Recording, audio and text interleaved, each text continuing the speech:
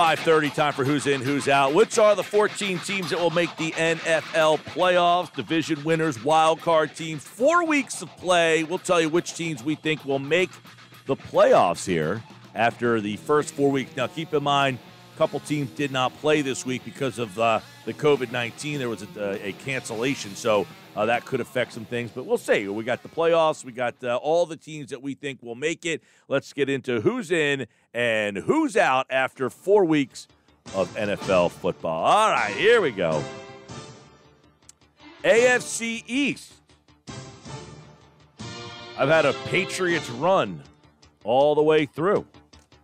I'm believing in Buffalo. I did the same thing. I made the switch. I'm believing in Buffalo. They went on the road.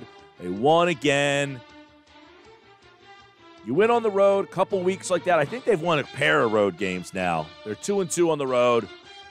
I wonder if we would feel different if New England had Cam Newton last night. Because I feel, I'm not saying recency bias, because the Buffalo Bills do deserve to be in the conversation, but if Cam Newton's playing and you see them go up against the Chiefs, and who knows, if the Patriots played good football, I mean, they could have beat that Chiefs team. That Chiefs team did not look good whatsoever. So Cam Newton being in the mix last night, if they were 3-1 heading into this, I feel we would have a similar conversation that we had the last couple weeks. Likely.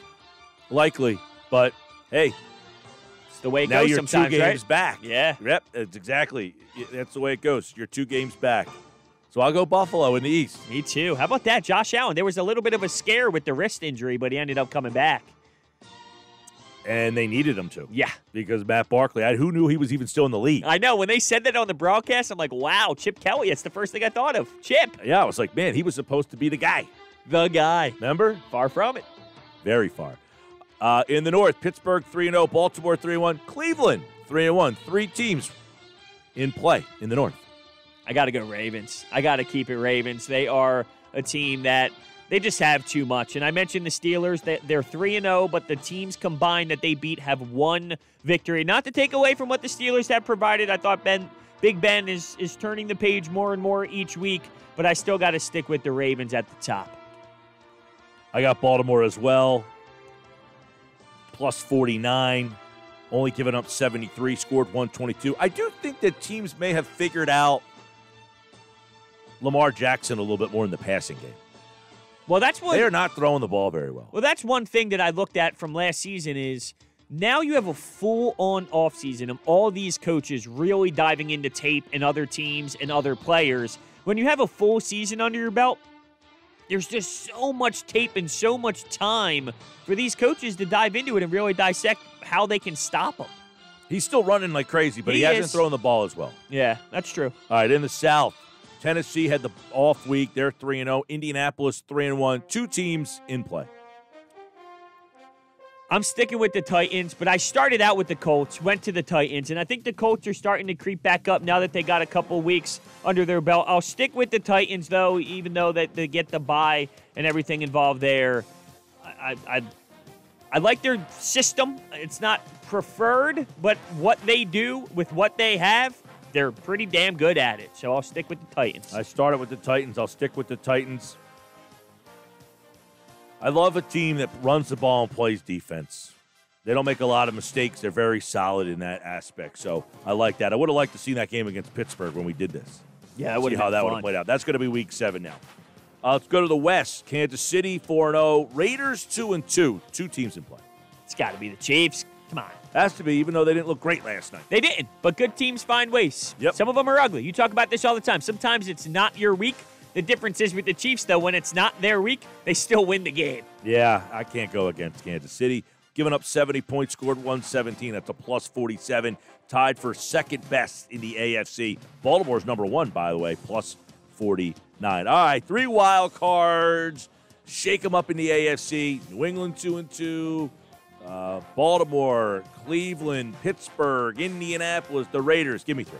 I got Patriots, Steelers, Colts. That leaves out Browns and Vegas. Yeah, I had Pittsburgh all season. Going back to preseason, I had Pittsburgh, Buffalo, Houston. I got Houston from preseason way out. I had Houston winning that division. No. Yeah. Not happening. I had Pats winning the East. I have them now as my wild card. For the first time, I'm going Indy. You like the Indianapolis Colts. Casey Joyner yesterday said, best defense in football. Yup. That rings a bell for me. They've given up 56 points this year. I see myself actually swapping them with Tennessee in the next couple of weeks if they continue to play the way that they're playing. I started with them in the division. I got suckered down and moving them. Pittsburgh, Indy, Patriots. So you don't believe in the Browns? Not yet. Yeah, not yet. I do worry about the Browns. Like, it's Nick one Chubb's of those things. out. Like, when do you start to believe in a team that you've never been able to believe in? That's true. You know? And they lost Nick Chubb, which is big. Although Hunt is definitely a big-time factor for that run game.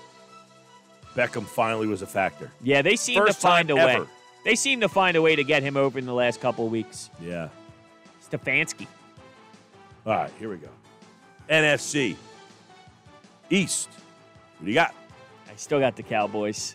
I look at each team, and I know that the Cowboys' defense is so embarrassing, but I still look at them play, and they look more like a team than the Eagles do at the end of the day. I hate to say that. Their defense is really bad, but I have Dallas as well. But this number is outrageous. They have given up 146 points in 4 games. Wow. 146. It's by far the most in the league. And we thought Jim Schwartz was bad. Mike Nolan's the worst defensive coordinator in the league. He has no business having this job. He was bad at it the last time, and the only reason he has this job is because he hired McCarthy on his staff before. McCarthy stinks too, by the way. Well, I knew that was a move that was neutral. Absolutely. I said it last year. Garrett was the only thing holding them back, and they found the only other guy that could hold them back. The only other guy that could hold them back was McCarthy, and that's the guy they picked. I just think he's an average guy. He's not great. He's not bad. He's just average. Well, that's all. Nolan's awful. Nolan's hard. Oh, I agree with that. I'm thinking more about Mike McCarthy himself. But McCarthy hired Nolan. But it's interesting, though, because you think Jason Garrett absolutely horrendous. Sucks. He was horrendous. So if you go from that to an average NFL coach and Mike McCarthy, you would think the team would be able to provide more. Yeah, although they are offensively. The problem is he hired Nolan, who's incapable of that job. The offense isn't their problem. And I talked about this with my buddy who's a Cowboy fan. They drafted CeeDee Lamb. Great player. They didn't need CeeDee Lamb. The Cowboys are so into the luxury pick. They didn't need CeeDee Lamb. They should have drafted a guy to help the defense out. Now, the retort is that guy going to help the defense that gave up 146? Maybe. Maybe if they drafted Kenneth Murray, the linebacker, when Van Der Esch gets hurt, they have somebody capable. Maybe if they went out and got themselves a guy who could pressure the quarterback. Maybe the Eagles could have did that instead of picking a luxury pick. Maybe. Hate that luxury pick. Yeah, we're talking about first round, though. Okay. The Eagles did it in the second round. You have such a, whatever for second-round picks. I think they're coin flips. First-round pick, you got to hit on the first-round pick. That guy needs to help your team out now. Second-round pick, okay. There's a very good chance that he doesn't do much for you anyway. It's a good chance he does. It's about 50-50. All right, well, we need that 50 to hit. Third-round pick really needs to help you, and ours isn't.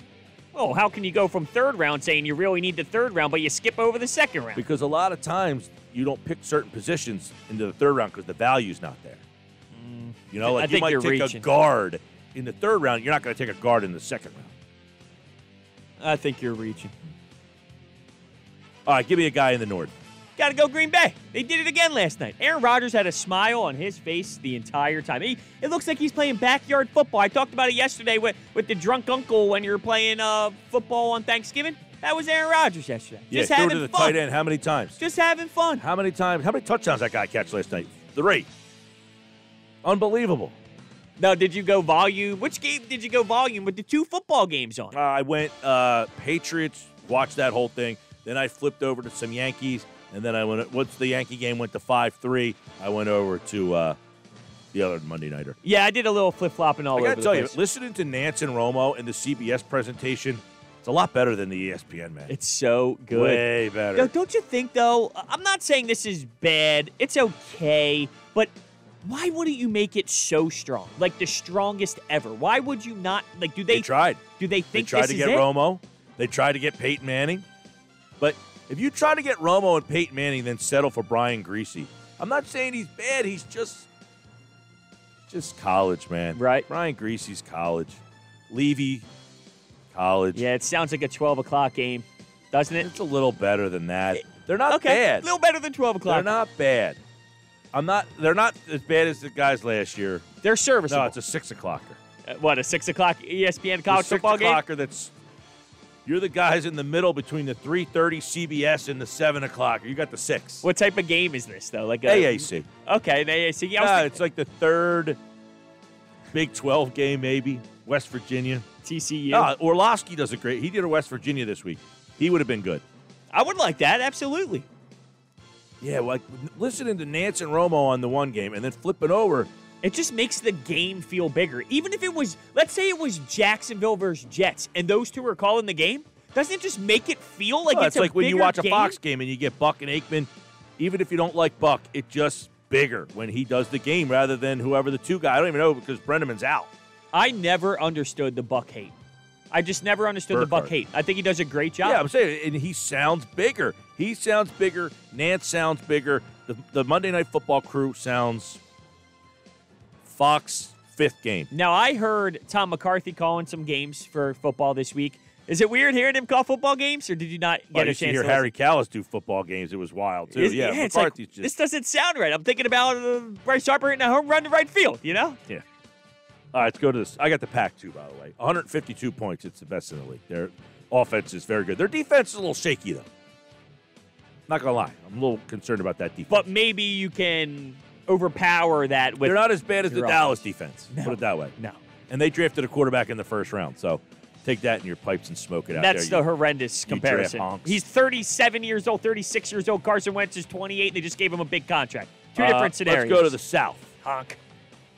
NFC South, Buccaneers. Wow, you're going back. Got to go Buccaneers. I like what Tom Brady's doing right now. And look, Justin Herbert, him and him going back and forth. Tom Brady and him going back and forth. And he won the battle.